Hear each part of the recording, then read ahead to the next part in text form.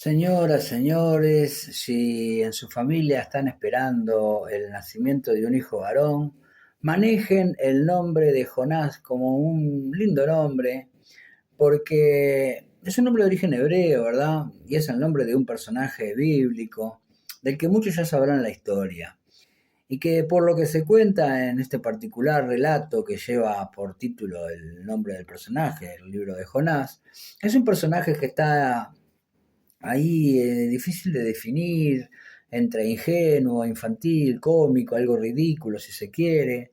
También está un poco de vivo, a qué negarlo, pero aún así en el fondo nos cae bien. Será porque en algo de alguna manera nos parecemos con Jonás. Es aquel que fue devorado por una ballena pero que no murió. Eh, no creemos nosotros que quien tenga un nombre, decíamos por el varoncito que está por venir al mundo y le van a poner Jonás, herede la historia del personaje bíblico. Y no creemos que ese futuro muchachito vaya a ser devorado por una ballena.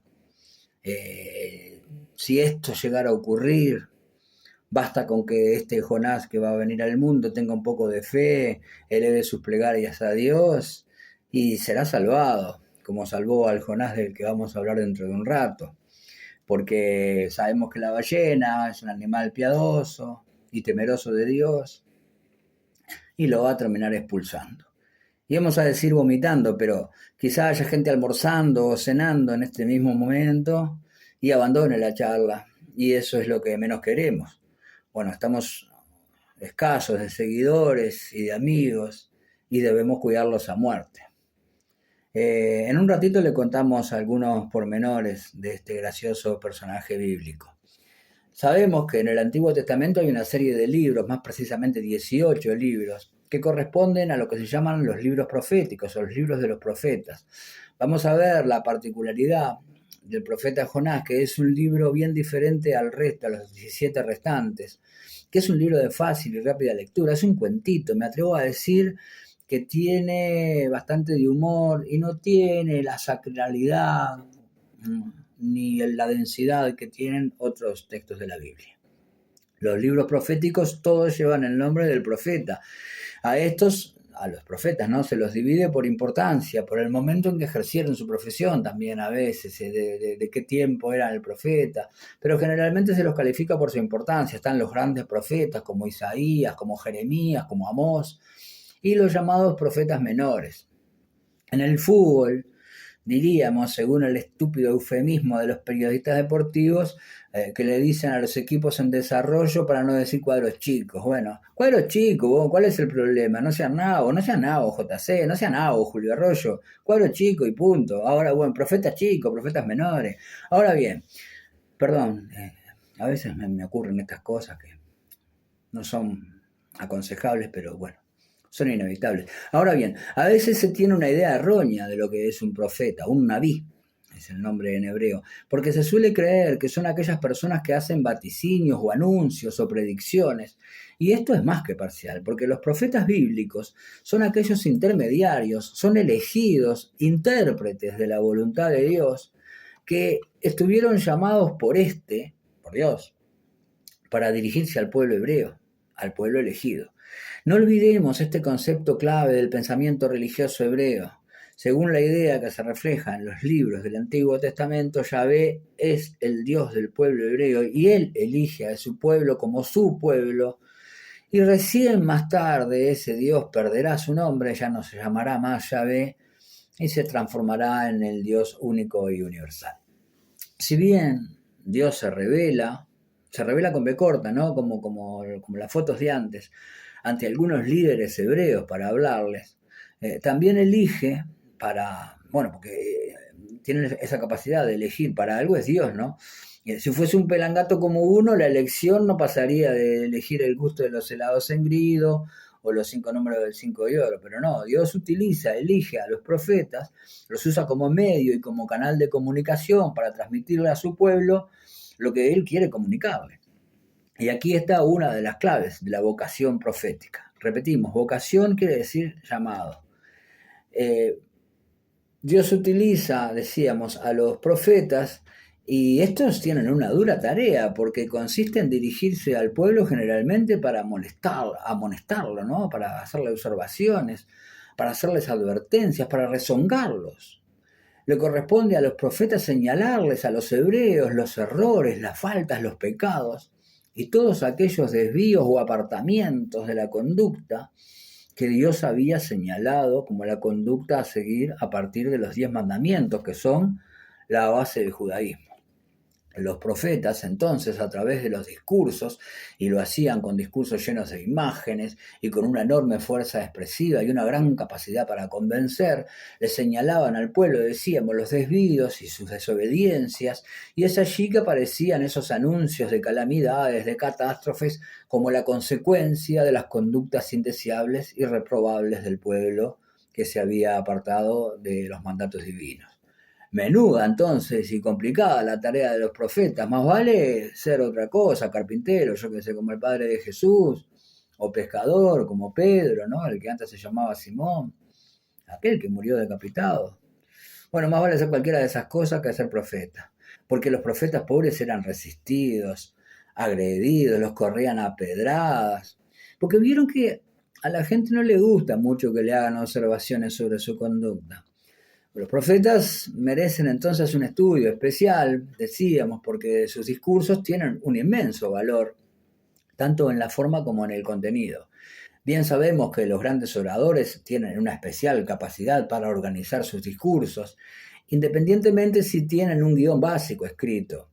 Lo que tenemos de la Biblia, de los profetas de la Biblia, son piezas oratorias que no escribieron los profetas, sino que eran una especie de apuntes que hacían sus secretarios. O sea, era lo que podríamos llamar una transcripción o yo qué sé, la versión taquigráfica de lo que dijo el profeta. Lo que sí no tenemos dudas es, decíamos, el inmenso valor que tenían esos discursos por la cantidad de imágenes, de metáforas, por el poder persuasivo, ¿no? Convencer con la palabra.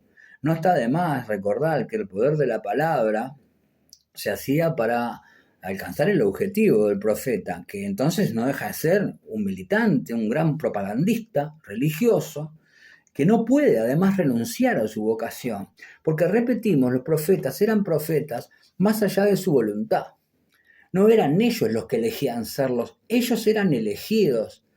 Y como esta elección tiene un origen divino, eran convocados por Dios, pero no para integrar la comisión fomento de la escuela. Entonces, por lo tanto, era imposible renunciar a esa convocatoria. Y no solo eso, la vocación implicaba el cumplimiento de esa actividad, porque algunos de los grandes profetas se negaron a hacerlo, no quisieron serlo. Yo no, gritaba Jeremías, yo no, por ejemplo, se dice que Jeremías fue elegido por Dios cuando antes de nacer ya estaba designado a ser profeta, y era un jovencito, un adolescente, cuando Dios lo llama para profetizar. Y él aduce que no, que era muy joven, que no sabía hablar. Dios le responde que él le pondrá palabras en la boca. Dale, dale, arrancá a predicar. Y allá arrancó Jeremías. Amós, otro lindo nombre, Amós, ¿eh? Si no le pone Jonás, póngale Amós al que está por venir. Es un simple y rústico poeta, un rústico pastor, perdón. Profeta quise decir, no poeta, un profeta pastor. Y argumentó algo parecido a lo que decía Jeremías. Y yo no sé hablar, Señor, soy rústico, no tengo palabras, no tengo... y Dios lo manda a gritarles en la cara a los ricos de Israel, que paren de explotar a los pobres, que terminen con la ambición desmedida, y que no se dejen más llevar por el mundo frívolo y las ideas deshumanizadas. ¿Se dan cuenta? No estoy hablando de política, ni de economía, ni de la justa distribución de la riqueza. Bueno, un poco sí, pero estoy haciendo referencia al discurso del profeta Amós del siglo VIII a.C., el gran profeta de la justicia social, siglo VIII a.C., que parece que este Amós era del bando de aquellos que están dispuestos a denunciar y no callarse ante las injusticias.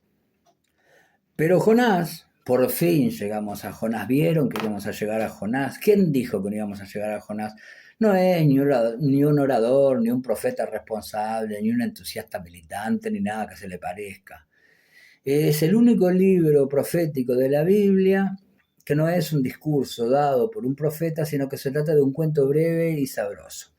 El libro cuenta que Dios le dio la orden a Jonás de ir a Nínive, la ciudad rival de Jerusalén, si se quiere, ¿no? En el mundo pagano, para que les anuncie a sus habitantes que serían severamente castigados por sus crímenes.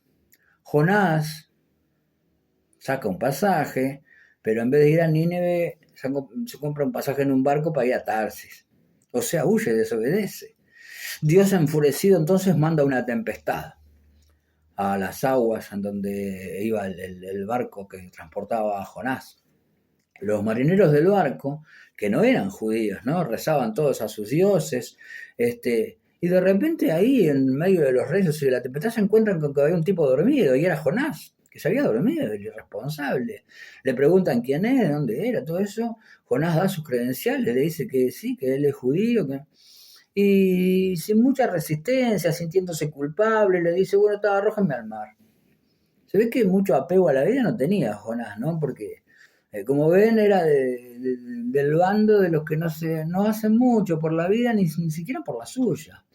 Y dice que lo tiran al agua. Y bueno, lo tiraron al agua nomás. Y ahí viene el gran pez, que no era ballena. Nunca se dice que es ballena. El de Pinocho tampoco es ballena, que está sacado del libro de Jonás. El de Pinocho es tiburón. Bueno, el pez entonces se traga a Jonás, el gran pez, como la película, ¿no? Y la canción de Alejandro Balbi, y lo tiene 3 días en sus fauces, pero sin masticarlo. Es ficción, es un libro, ¿no? Y ahí Jonás se pone a rezar a su Dios. Vieron que cuando llega el momento uno, y bueno, y Dios parece haber escuchado y perdonado a Jonás y le da la orden al pez que vomite a Jonás.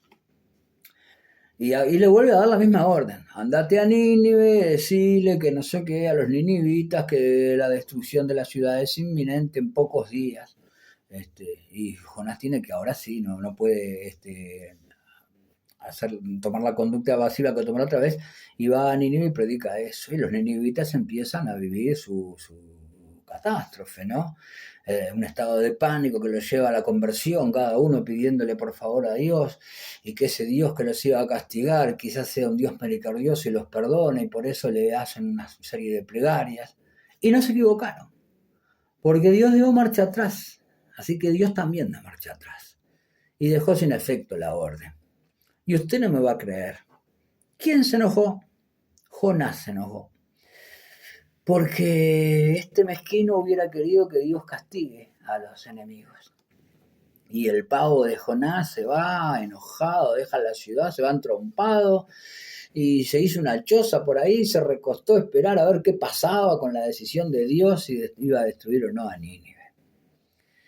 Y Dios, que yo lo imagino con una sonrisa burlona, le plantó un ricino para que le diera sombrita en la cabeza a Jonás y no lo dañara mucho el sol, y así librarlo un poco de su disgusto. Y Jonás se alegró. Y Dios, que a esta altura ya también estaba un poco de vivo, mandó que un gusano al otro día atacara el ricino y se lo secara. Y todavía le mandó un solazo de esos de balnearios sin árboles, como no voy a nombrar balnearios porque capaz que alguno quiere mucho a los balnearios sin árboles porque por esas razones por las que la gente quiere las cosas. Y Jonás gritaba enfurecido, más vale morir que vivir.